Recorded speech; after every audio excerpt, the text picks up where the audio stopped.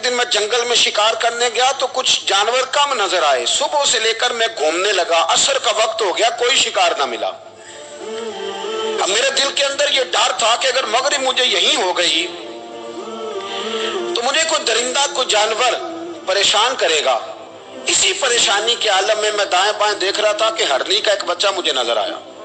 میں نے جھٹ سے وہ ہرنی کا بچہ ہی اٹھا لیا کہ آج یہی شکار کروں گا. کہتے ہیں میں نے اسے گھوڑے کے آگے رکھا, اپنے آگے گردن کی جانب, اور میں نے گھوڑے کی لگامیں اس تیزی سے گھمائی کہ سر پٹ گھوڑا دوڑایا تاکہ مغرب سے قبل میں شہر میں پہنچ جاؤں, یہ جنگل کا علاقہ گزر جائے. کہتے ہیں میں بڑی گرمی تھی, بڑی پیاس لگی, پر پانی نہ پیا نہ گھوڑے کو پلایا.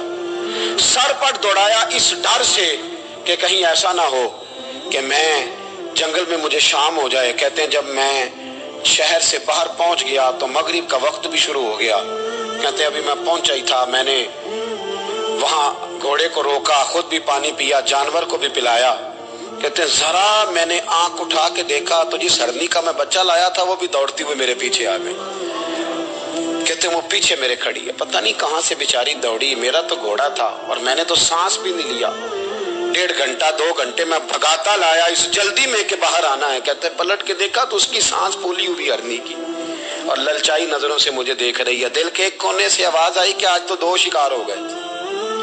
بچہ تو پکڑا ہی, اس کی ماں کو بھی قابو کرتا ہوں تاکہ ڈبل شکار ہاتھ آئے گا. کہتے ہیں پھر اندر سے میرا درد بولا, اندر سے میرا رحم بولا کہ ایک ماں اپنا بچہ لینے آئی ہے اور اس طرح تو اسے تکلیف نہیں دی جا سکتی کہ اسے بلیک میل کر کے ماں کو بھی رکھ لیا جائے.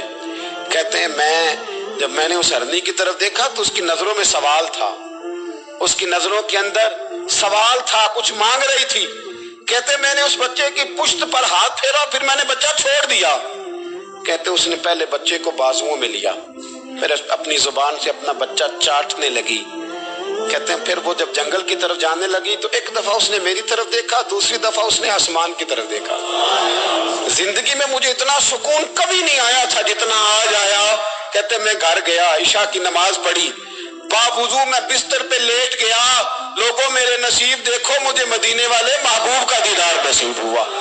رسول کریم علیہ السلام میری خواب میں آئے, میں رونے لگا. گھر مہک اٹھا, پھول کھلنے لگے, خوشبوئیں بکھرنے لگی.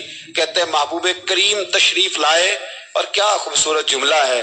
محبوب فرمانے لگے, او سبکتگین, اگر تجھے بادشاہ بنا دیا جائے تو انسانوں کے ساتھ بھی اسی طرح رحم کرے گا نا جس طرح آج ہرنی کے ساتھ کیا ہے. اگر تجھے بادشاہ بنایا جائے تو رویہ یہی رکھے گا یا بدل جائے گا. کہتا میں رو پڑا. میں نے کہا یا رسول اللہ, میں تو غلام بننے کے بھی قابل نہیں, تو بادشاہ کیسے بنوں گا؟ فرمایا تیری آج کی ادا بڑی پسند آئی ہے, عرش کے مالک نے تجھے بادشاہ بنانے کا فیصلہ کر لیا. تیری یہ ادا بڑی بھائی ہے, بڑی پسند آئی.